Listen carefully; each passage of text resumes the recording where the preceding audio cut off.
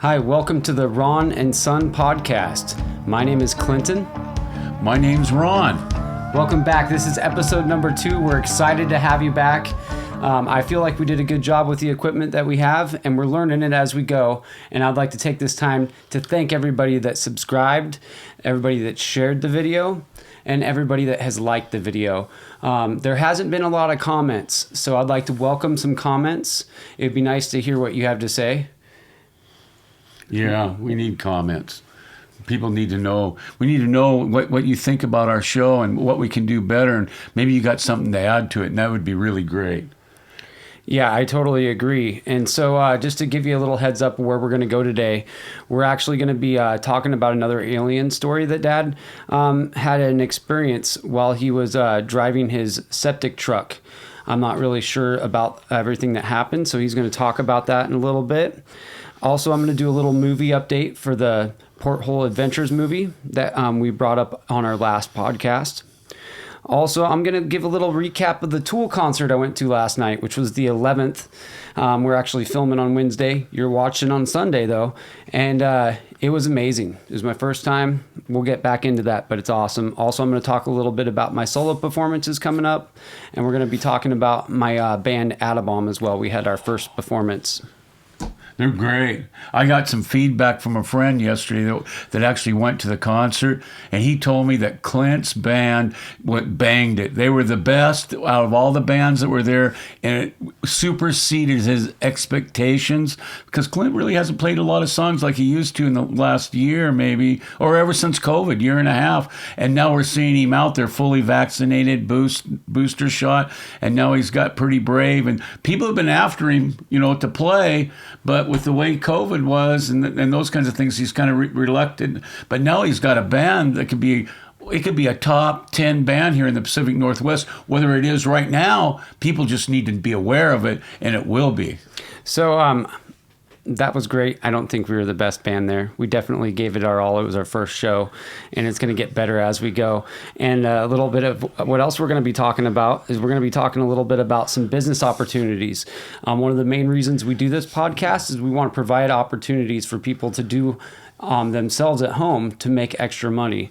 So this is going to be all about getting a lot or finding a property, and figuring out who the owner is and figuring out a way to contact them so that you can make an offer on the house. Because a lot of properties my father has bought actually weren't for sale. So the benefit of that is you're not competing against everybody else that's trying to bid in on a property that's for sale, especially in the market that we have today. So we're going to get into that. Dad's going to talk a lot about that.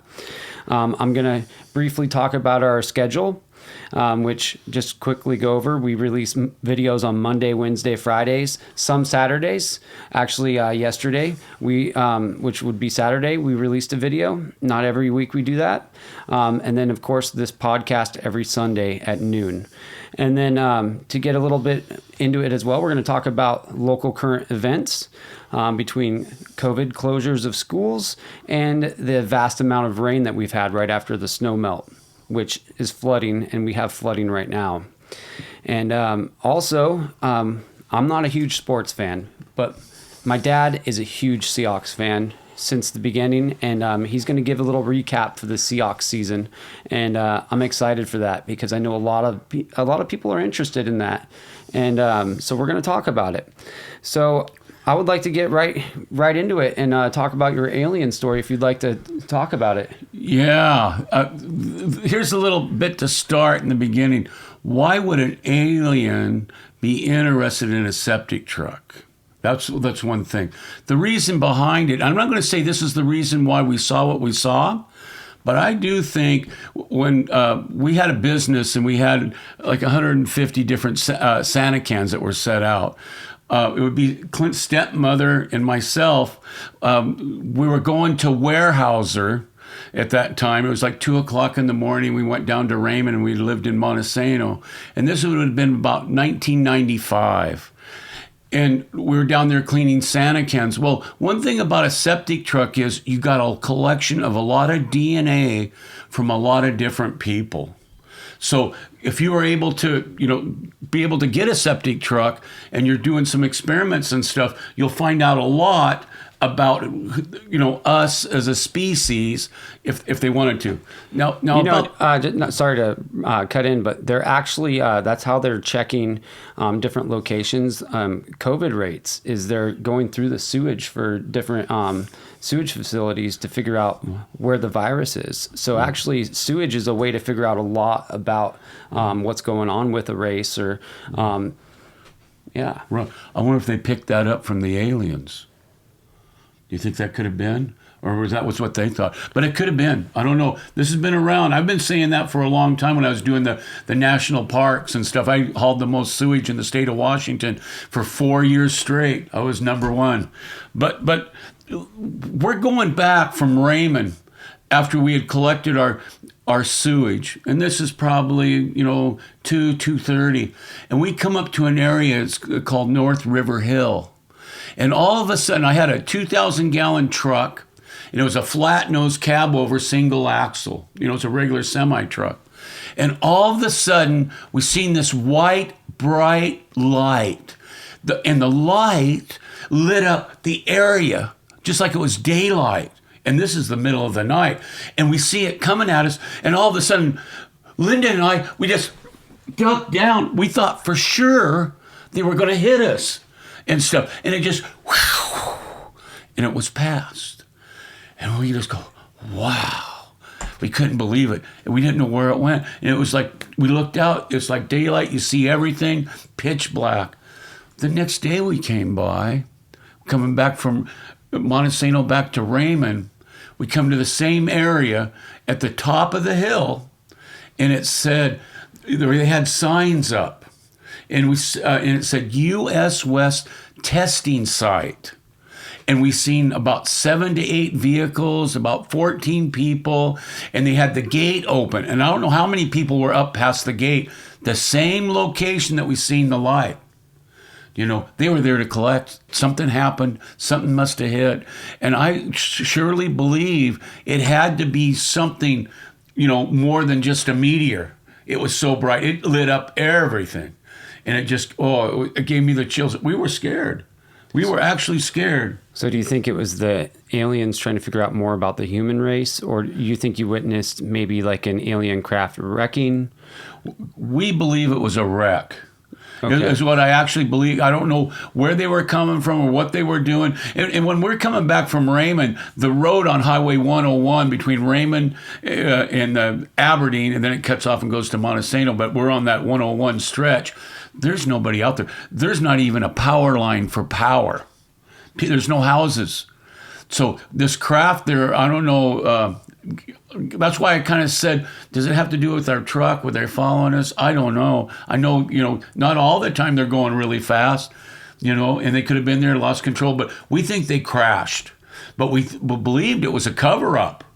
They didn't want people to know. And when they came out with these signs, and there are people all over the next day, it's just like, whoa.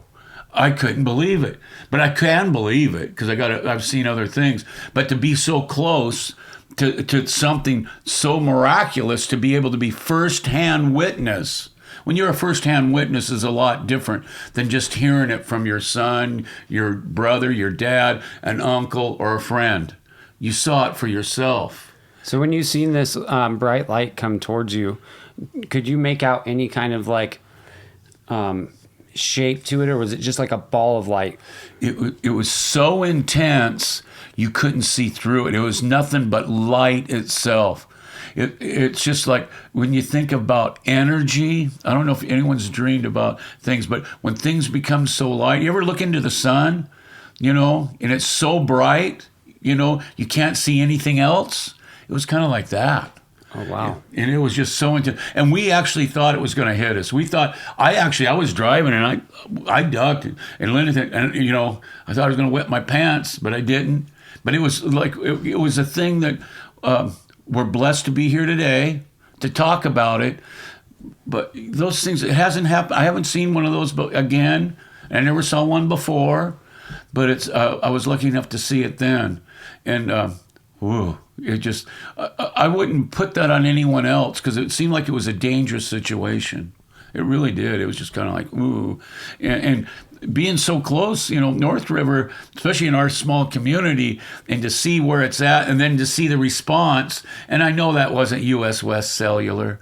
We know that either it's military or it's some kind of some kind of private organization, probably government led, that was out there covering it up. You don't think it could have been like vintage 5G? No, it wasn't. No 5. That was before 5G.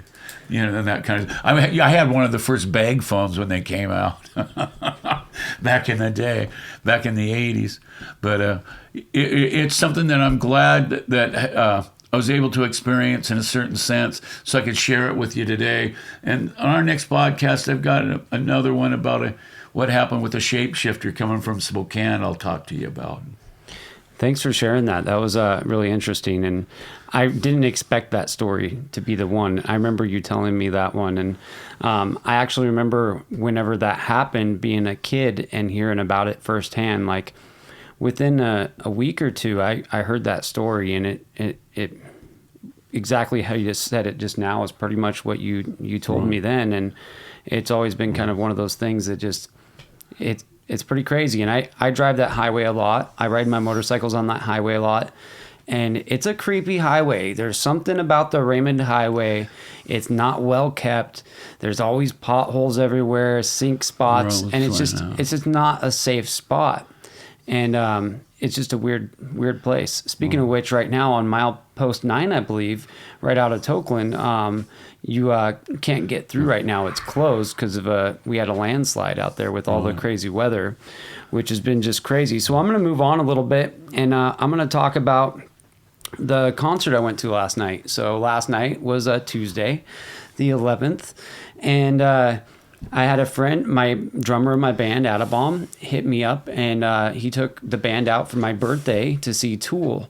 And I had never seen Tool before. I've always been a huge fan, and it was pretty amazing. They had a light show that was just incredible, lasers, and I would suggest anybody that has the time to do it, just check out their stuff on YouTube, because it's amazing, and how they were able to present their music. And in a sense of, it was beyond them as humans. Their music was just, they expressed it without being upfront, like, look at me, I'm the musician. They did the opposite. They were like, look at what my music does and what the music makes happen. It was like classical music in a sense, but new. Also, they had a lot of reference to, I felt, aliens. And I kind of enjoyed that, of course. And then to move on, I played my first show this last weekend with my new band, Atta Bomb. Like my father was saying, is we've been practicing since 2020. Actually, like late 2019, I was working on a song for the record label Cleopatra Records. A dream come true. I was playing in Green Jello, a band that was a huge influence on my life. We actually booked them together for Grace Harbor Rock Fest many years ago, is how I got to meet Bill, the lead singer. And eventually I ended up being in the band for about 5 years. And as I was playing in the band, eventually we got signed to Cleopatra Records, and I had an opportunity for my song Alien Abduction to be on the album out of thousands of band members. And this was just an honor, an amazing opportunity. And in the end, my drummer and I, or my friend Victor and I, we recorded this track, and he had never played drums, and I needed a drummer. He sat in for me, played drums on this track, and my father and I actually went down to, which we're going to talk about on a future podcast, we went all the way down to Hollywood and recorded vocals with Bill Manspeaker for that song. So we put a lot of effort into this recording, and but that was the start of this band, was Victor helping me out with that. And then we just started jamming, and then since then we've just progressed. And long story short, that song didn't get used on the album. I wasn't able to come up with an agreement. Maybe in the future, I would love to work with the label again if it was worth it for me, but that's something for a different discussion. Anyways, our first show went really great. I felt like we had a really good crowd response, and just having all that hard work that we put into it. And I drive each week to Renton from Westport for band practice, which some people say that's crazy. It's like almost a 260-mile round trip. but the level of musicianship and brotherhood I get from jamming with these two guys is just, it's worth every mile. And I feel like it pays off when you're on stage and you're able to connect with other people. And that was the beautiful thing about that night, playing at the Y Sports Bar. And we played with Deep Water, which is another great local band that used to actually play at Doggers. So that was really cool. I've seen a lot of people that used to come to my bar. So it felt like home. Like I had this really good night, really good birthday party type of deal. And then all these old customers and people that I really care about and love there to support all the bands. And then Renfield Syndrome, which is my buddy Ryan's band, they actually asked us to perform at the show. They did a killer set, just phenomenal musicians. Just their music is just way out there, amazing. But it was just an amazing opportunity to get to play with them, because Ryan and I actually used to play shows together when he was in the band Mechanism, and I was in the band Gebular at the time. So you've probably actually seen Ryan play. He played Rockfest. I actually talked to him. They wanted to give me some music for Porthole Adventures. I talked to him about, but I didn't put in his music at the time. Well, that's something that we can talk about in the future, because he's actually really interested in the alien thing. He was actually at the concert I was at last night.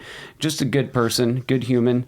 But shout out to all those guys, everybody that came out to the show. You guys made my year. And just how this year has started, it's been really, really a blessing. Like the first day of the year, I went out to dinner or lunch with Leah, and I ran into a good old friend of mine, Rick Moyer, who was my childhood youth pastor, and he paid for our bill. That's just how this year has been. It's just, hey, that's a good one. It's just been a great year so far. I really can't complain. There's been a lot of positive vibes. And then to talk a little bit, because that's Atta Bomb, in our future, we're looking at recording some tracks in a professional studio, doing a music video, getting some merch out. So we're in the process of getting all that together. And as soon as I know more about it, I'll be sharing it with you. I'm really excited about all that. And it's just, like my dad said, the review from Ken actually called him last night to tell him about it. And I didn't expect our music to go over the way it went. It's something that you write songs and you perform songs because you love to play and you love what you write. I mean, it might not be a great song, but if I wrote it and I'm passionate about it, I love to play it. So I want to play songs that people enjoy at a show, but in a sense, I'm a little selfish because I'm having a great time. And I just didn't expect people to really feel what we were doing. So I'm really excited to see where this band goes. The other thing I wanted to talk about is, as a solo performer, I'm going to be performing at Inferno's Pizza in Lacey once a month. And I'll be bringing in different performers to play with me. I'm going to start on the February 12th will be my first gig there. I used to play there quite a bit, and I really enjoy playing there. It's just a really cool atmosphere. It's a small bar. They actually have an all-ages spot. Their pizza is great. It's just a really good, intimate spot to come see me play and get to hang out, get to meet me. If you don't know me, or if you do know me and you just want to kick it, that's a great spot to come to. And then the other thing, and the other date, I don't have an opener for that show yet. So if you're watching and you want to open, and that's something you're interested in, send me a Facebook message, send me a comment with some music so I can listen to it, and we can talk about that. That's something that I'm really passionate about, is getting people involved in music. And if I know right now is not an easy time to get a show in Seattle, my friends in all these different bands, all their shows keep getting canceled. And then other performers are canceling their shows because they're worried about the COVID outbreaks and the different things going on. Well, how I see it is, we need to be safe. We need to be careful. But if you're vaccinated, or you're testing and you're going to a show and you're being responsible, there's no reason that we can't be getting together and enjoying our life. This is too far into the pandemic. We're going to have to move on. And I was kind of joking around. I was like, every concert I see that is canceled, I'm going to book another show tour. Just, it's a joke, but literally my plan is just to keep playing. And that's what I really want to do. I like to see us get us some outdoor gigs that come in this summer when the weather breaks, starting in July and August. we can work some things out with some other bands and stuff, and then have where they come in. We get a lot of good music and stuff. After we did Rockfest, we haven't done that for a while. And I think there's a lot of good musicians out there that really need some help, and they need to play because, to get better, they have to practice, but also they want to perform. And then the rest of us, we want to hear those performances. And I think that's what's caused a lot of people to, I'm not going to say depression and those kinds of things, but people have to stay at home and not socialize with others. Human beings as a species want to socialize with one another. And with COVID, we haven't had that. And I think once we start being able to build more and be able to gather together like tribes, tribes, it'll be positive and better things will come out of it. And we can responsibly social distance, but also have a great time. And I think that's something we need to look into. I have some other people I know and stuff like that. Sure be nice to get something in a nice spot where we could actually have thousands of people. Yeah, I don't see why not. I don't see why we can't do another Rockfest as well. And then on March 19th, I'm booked at the same venue as well, at the Inferno's Pizza in Lacey. And I'm going to have No Names opening up for me, a great band, two of my good friends, Darren and Jeff. And they're great performers. They've actually, I think, got 20 songs now. I don't think they'll be playing all their songs that night, but they got 5 new originals. And Jeff has just got a voice.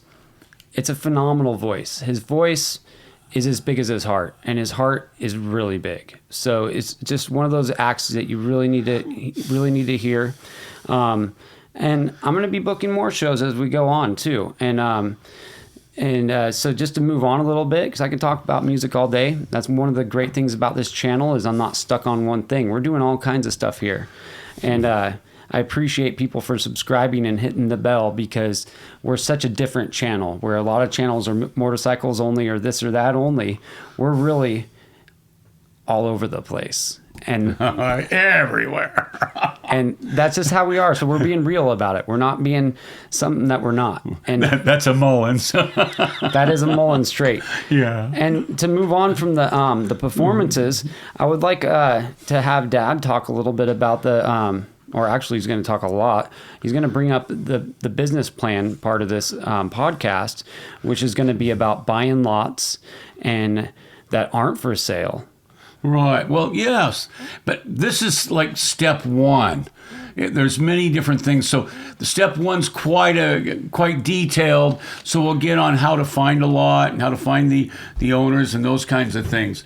And then after that, we'll talk about in one of the future broadcasts how we negotiate and how that's done because it's got to be win-win for everyone. First off is how do you find a lot? Well, I've bought some lots through a realtor. I bought some lots off Craigslist and, Facebook Marketplace and that I haven't really used. I'm kind of like I'm older and I'm stuck in one way, but I can expand and you can go there too because it's still the same process. One thing about lots, which is different than having houses, is that if you have a lot and you say that lot's appraised at $38,000, and then that person decides, well, I want to sell it. Well, if they want cash, they have to find somebody normally, because 92% of the people in America don't have the cash. They have to finance it. So you need to find someone that's going to be building a house. And then a bank will finance and those kinds of things. So it's a little bit tougher. So you can go in and you can find lots that are worth $38,000 and you can buy them for $14,000, $12,000, $10,000, $8,000. And the individuals that have the lots set the price. You don't have to, you don't want to, the person may have had it for sale for a long time. They may have moved out of the area. There might have been, some kind of a medical thing or whatever it is. So they set a price and they want to get rid of it. So I've gone in and purchased properties and been able to do that. And then I turn around and I sell those lots and I make a profit on doing so. But I also sell them for the value of what they are. So I'm not overcharging. And I'm giving people an opportunity because I carry contracts, and I give them an opportunity then to have real estate holdings and start their life, because the way real estate's gone, it's just pop. Like last year, it was 26% increase in 1 year on a piece of property, and that's a pretty good increase. So how am I going to find the lot? Okay, number one, I could take a paper that has legal notices. Usually in every county, there's a newspaper that publishes legal notices. So we'll see divorces, we'll see deaths, and we'll see foreclosures on those. If someone passed away, you'll see someone that's a head of probate, and a minister, a trustee, and it'll have a contact in there. And then you can actually, then if you get the person's name that's in there that had passed away, you can go to that Grays Harbor, or not Grays Harbor, any county in the whole United States, and I go to the assessor's office. And you go to online on the assessor's office, there's a disclaimer, and you'll read through the disclaimer, then you'll click yes, and then it opens up all the real estate information. So you'll go there and they'll give you a place. There's different ways to search. You can search by parcel number. That's be a tax parcel number. By address of a property. And usually it's like a street address would be 100 West Anderson, but you don't put street. Usually they don't accept the street, avenue, or road. You put that in and you can click it, or you can put in the person's name. Then the parcels start to show up. So that's one way of finding them. And then what you'll find out is when you go to the site, it'll have listings of when the people bought the property, and it usually goes back 15 years. It can even go back 20 years, depends on what it is. It'll show you the amount of money that transpired. It should tell you if it's a close arm transaction. What a close arm transaction is something like if I sold a property to a relative because usually those sales are a lot lower than what the normal sales are that are on there. It'll also show you the address of the person that had the property. So if you typed in their name, it'll show the properties they own, and then it'll show the address where the taxes are being sent. When they send a tax bill, like you have to pay taxes every year. So you'll get that address. So now that gives me a contact of the person that owns it. I like that because what I'm looking for is a out of state or somebody that's 300 miles away and farther is usually what works the best, that doesn't live in the area. They're usually not as tied to the property as a whole. So I'm kind of setting that. Another way to find a property using that is I'm out driving around and I see either a house or a piece of property, and I said, boy, I want to live here. It could be, a vacant lot. It could be acreage or whatever it is. So then what I do is I get a cross section of the nearest road, or I get an address off the mailbox. And then I'm able to go back into the county assessor's office, type in that address. It's best to have an address if you can have it, or the nearest mailbox. If you don't, that works out best. So maybe they didn't have a mailbox there because it's vacant. You can't get an address on a vacant piece of property in any state. There has to be a dwelling there. And who gives you the address is the U.S. Postal Service. It's not the county or anybody else. So let's say there's no mailbox, but it's the neighbor's address. So it's the neighbor's mailbox address that I will go put in to the assessor's. It'll say find property. I'll click on that, and then there's a section there on their website that'll say aerial, or it'll say maps. So you go to maps, and it'll outline that piece of property of the neighbor's property, and then you go to aerial, and usually it's a color photo, and then you can see the property that the neighbor was, and you should be able to go out and be able to see the property you were looking at. So then you take your clicker, and you just click down. You move your mouse over, click onto the property you want to look at, and it'll populate all of a sudden with the owner of that property and the parcel number. That's how you get the parcel number on the property you're looking for. Then you go back into the assessor's web page and you'll type in the parcel number of that property.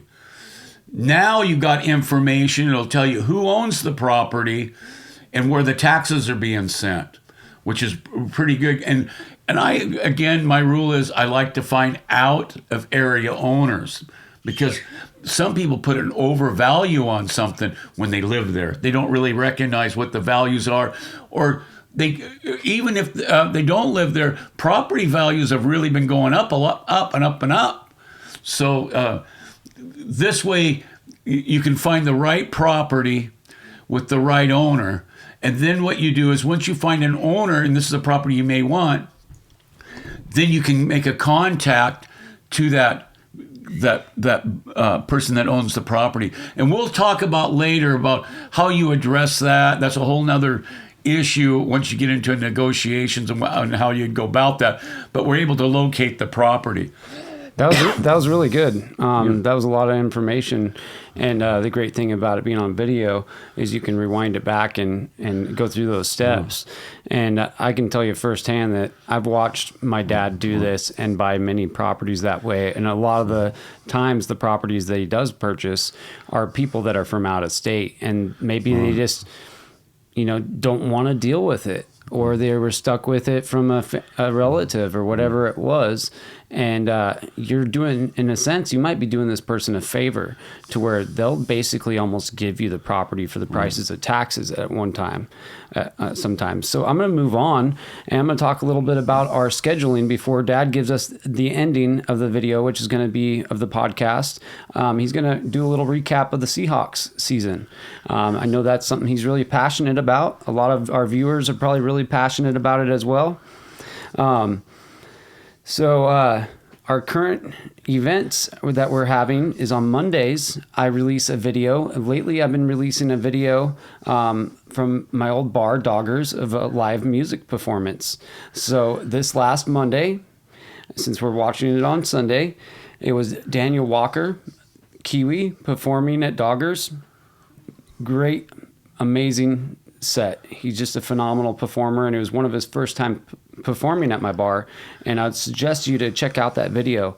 And then on Wednesday, this last Wednesday, I released a video of myself playing with Sean Kirkendall, the piano man, and we were playing on the 4th of July at my old house in Rainier. You were there that day. Remember, we had Ken was there. He had the smoker going. He was smoking a bunch of chicken.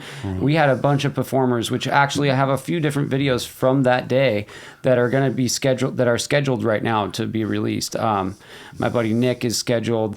It's going to be great. And that was a really good day, though. They're good. That was good. That was just good. Something you'll always remember to my last day. That's great to hear. And then on Friday, actually this last Friday, I released a song called This Is My Life. And it's a song I wrote about fishing with my grandpa, and also about really feeling at home in the Pacific Northwest. And when I wrote this song, I had been traveling on tour in 2019, and I was in Texas. I was all over the place on this tour. And no matter where I travel, I have a great time. I meet new people. I love it. Traveling, I'm a traveling person. I just really feel like at home on the road. But at a certain point, in about 30 days being on the road, you really start to miss those evergreen trees and the cold. I mean, being in the desert for a while, this is where I'm from, where I want to be. I love Washington. Maybe someday I'll be a snowbird, but for now, Washington State's where it's at. So that song, it came out on Friday. Again, you can check that out. And then on Saturday, yesterday, I released a really funny song. I recorded it at Evergreen State College called Fishing with Bigfoot. And actually, I think I heard a Sasquatch. They're outside. I know it. So in this song, there's a saxophone, and the saxophone is supposed to be Sasquatch talking. So like we really took a classical approach and a really open-ended approach on this song, and I'm really stoked with how the recording turned out. And the funny story about recording this song was on the way to the studio, Chris, our drummer at the time, it's not funny, he was in an accident, which I'm glad that he's okay. That was really scary. But at the time, Sean, the piano man, sat in on drums and ended up drumming the song in the studio and never really drummed before. It seems like this happens to me a lot. And it turned out really great. I think it was like the 24th take of the song. We did a live take in the studio at Evergreen. But eventually we got it. We just did it anyway. We're in the studio. We had the time set up. And once you have time set up at the Evergreen studio, you're not paying for it, but you might not be getting back in there for 2 or 3 months because there's a lot of people that book these time slots. So we had to get it done. And the best part about that video, though, is Dad, Ron, he's the Sasquatch in the film. And at the beginning, we talked about it last time where the sheriff came because he's like at the gates of the nuke plant. And he just makes a great Sasquatch. And at one point, he's a pregnant Squatch. He has like some kind of thing in his Sasquatch outfit to give him a big belly. And we were down at the Tumwater Falls on that part of the recording. And then at one point, I'm the Sasquatch running down the Capitol steps. And when I did that scene, I think Dad was actually filming it. We had a bunch of state patrolmen come out to see what we were doing. Because here I am, I walk into the Capitol building wearing a Sasquatch outfit, and they were on it like right now. You know, that was definitely probably pretty different for them. And I'm excited about that re-release just because it's super awesome.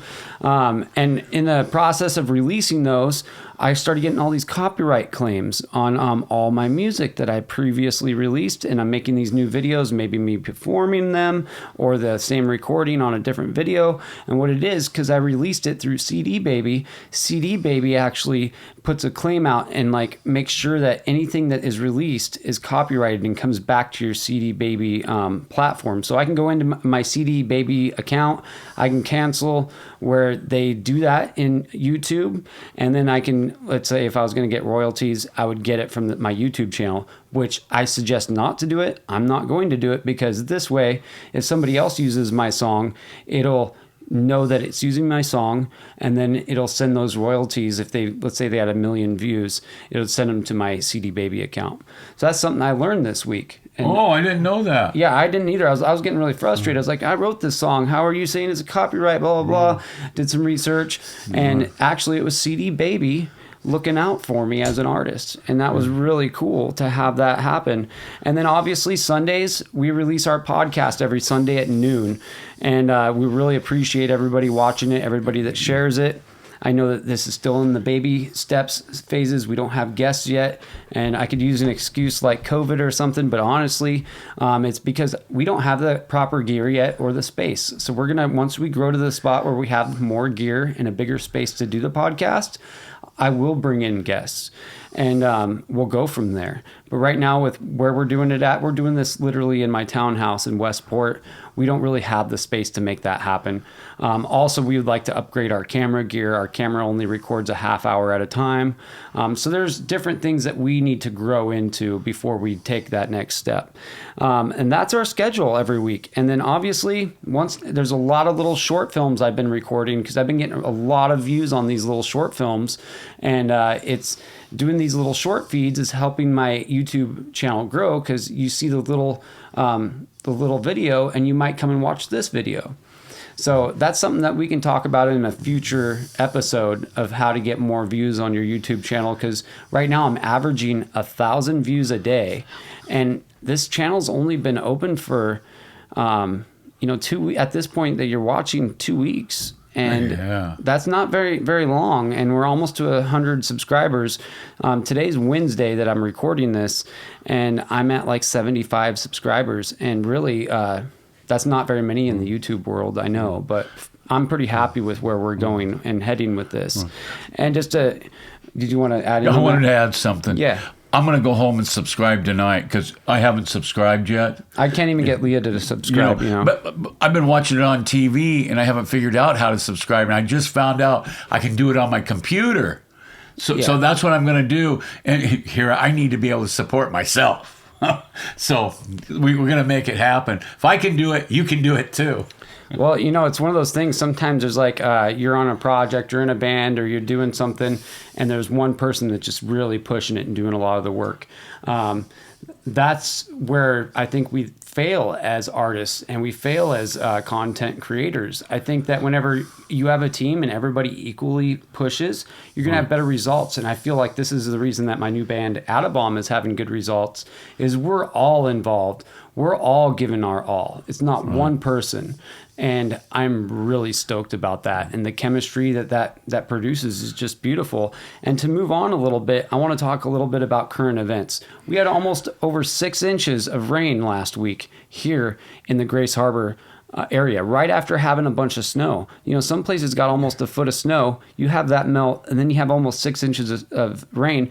If it was still cold when we got that rain, that would have been, each inch of rain's around a foot of snow. So if it was still cold, that would have been almost 6 feet of snow, just to give you an idea of what that much rain looks like.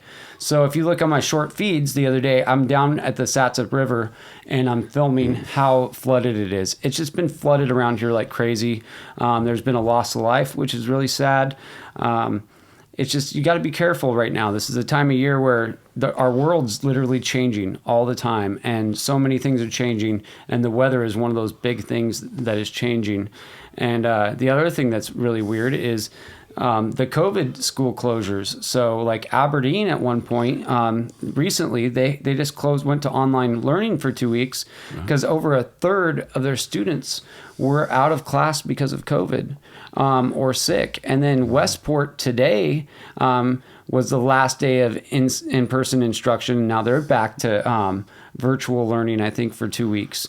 I'm not totally sure on the amount of time, but it's just a really weird situation we're in, and I'm sure you're all ready for it to be over. And people that aren't from Washington State are probably laughing because a lot of places are dealing with this differently. And we're in a state where it's kind of confusing because one moment our governor says this, and then they'll say that, and then you won't hear nothing. And so it's a kind of a confusing state to live in right now. And I feel that our leadership's kind of lacking and maybe a little bit controlling in a sense, but then not given a lot of direction in their wanting to control everybody. What I was listening to the radio today, and the news is, and it'll probably come out by the first of the week, if not by the end of this week, they're going to expect every child 5 years and older to be vaccinated or they can't go to school.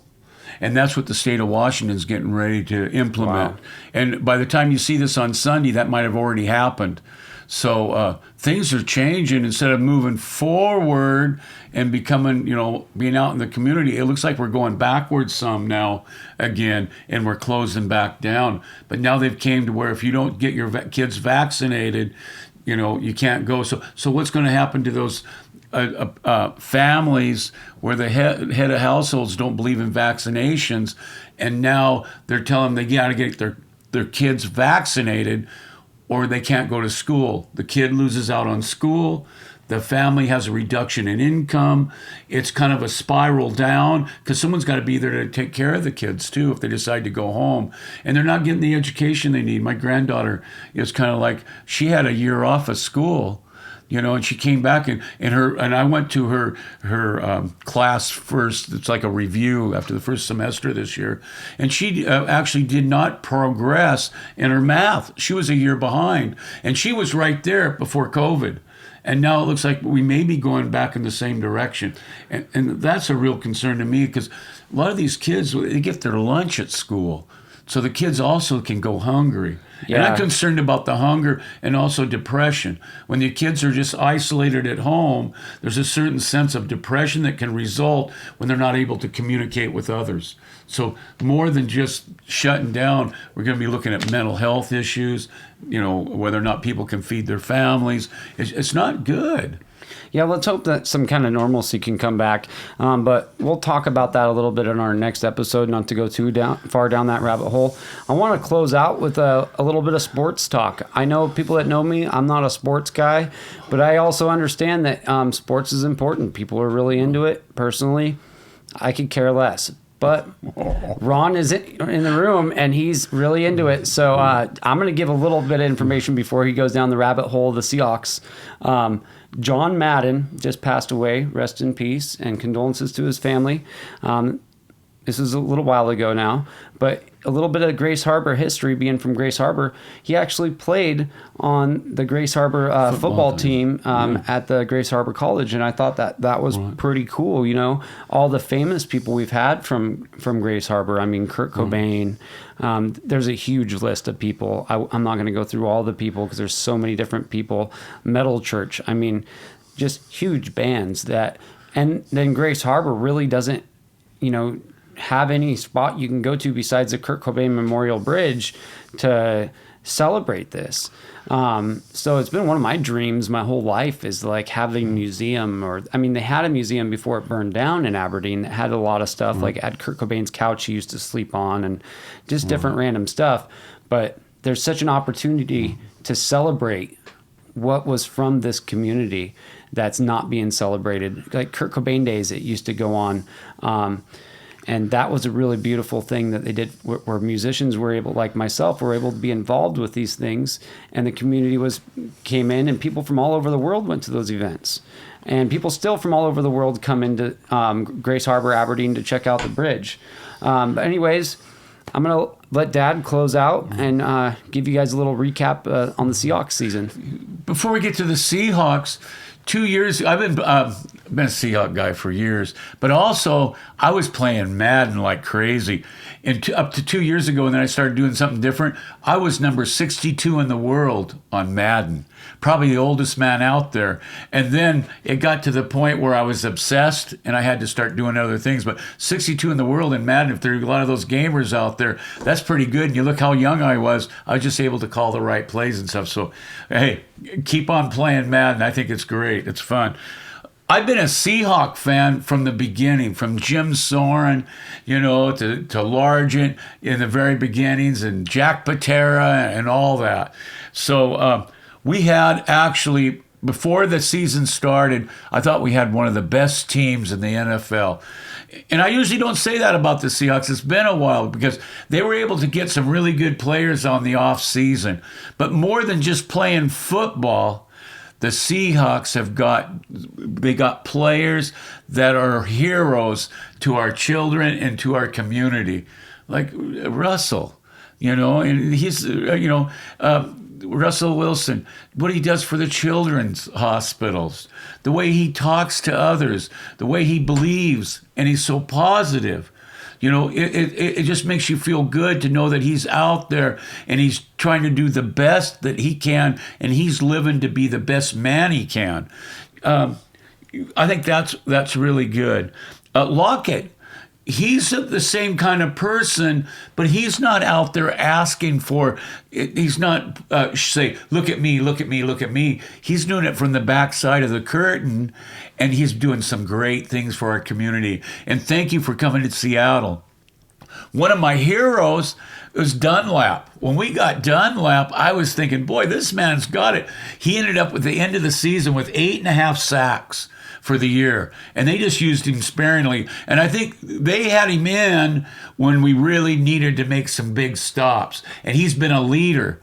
And then this Penny, a lot of people thought Penny was all washed up. He was a number 1 pick. I think it was in 2019 for the Seahawks.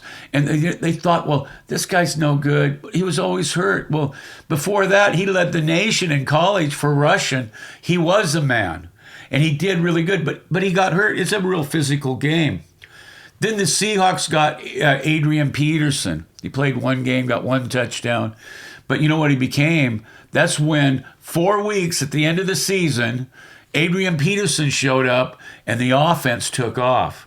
He was a leader. He was able to show the other players what it took to practice to get the best results. I hope they're able to bring him back as a player coach or a coach or something. And he's then there in Penny's ear telling what's doing good. The last 4 weeks of the season, he was the number 1 running back. And I thought, boy, this is what we really needed. I think if we would have had him there just to coach up our players the way they were, may have had a different outcome. And a lot of times with the Seahawks, it's been where close games, and it didn't really fall real good. And Wilson hurt his finger, but he sure came back, after 3 weeks. But he wasn't all there and stuff. But he was real good. And then I give my prayers to Diggs with his broken ankle and his broken leg. And he said he'll be back and be ready to go in 4 months. And we need to hope and pray that we got Diggs back, because he was actually our key in the defense in the back end, watching it. And we got some really good young players, all believing in what's right. You don't see our players getting in trouble as a whole. And they're real good. They're not just boys, they're men. And they've grown up. A lot of young people coming in, they learn real quick, or they need to learn real quick, because there's a lot of sharks that are after them because of the monies that they make, and then they can be exploited. And we don't want that to happen to anybody, whether they have money or not. But we want to thank every one of them. So I want to say about the Seahawks, 2022 Super Bowl, and they're going to do it. I know they will. I really do. So that's what I have to say about the Seahawks. Thank you for providing the games and showing that you never gave up. And at the end of the season, you were the winners. You beat some of the best teams. And you will see them go on. And Seattle's just resting for next season and getting ready. That was awesome. And what it reminded me of is you used to go by Mad Dog, right? Yeah. And when I was a little younger, I kind of had issues. And they called me Mad Dog. So I'm not a mad dog now, but I think we learn from certain things in life. We hold a chip. Maybe I've got other issues that were going on. So I was pretty tough. I played to win, and there was no boundaries. Why'd they call you Mad Dog? Because I hit hard, and I played like it was the last day. And it didn't matter if you were bigger than me, I was going to take you on. In fact, if I wanted the biggest guy and I wanted the biggest challenge, because that made me to be the best person I could be. That's pretty awesome. It's interesting that my nickname is Dogger. I didn't choose that nickname. And then your nickname was Mad Dog. Yeah. Like Mad. Ron and Son podcast featuring Dogger. Yeah. Well, I appreciate everybody for coming out and listening to the podcast this Sunday. This is our second episode, and I feel like it went really well today. We're definitely figuring this out, and we don't have any sponsors yet, but just to throw that out there, we're open to sponsorships. So if it's something that you're interested in, one of the things that we were thinking about doing is getting a big 70-inch TV instead of, the American flag. I love it behind us. I'm an American, very proud. It's like my favorite thing in the world. Red, white, and blue. Those are my favorite colors. And but we want to put a TV behind us, have a logo. If we get sponsorships, when we get sponsorships, we'll be able to display them on the TV, also display them in our descriptions, and then we can talk about them a little bit as well. So we're looking forward to talking to you next week, and we'll be bringing up more business opportunities.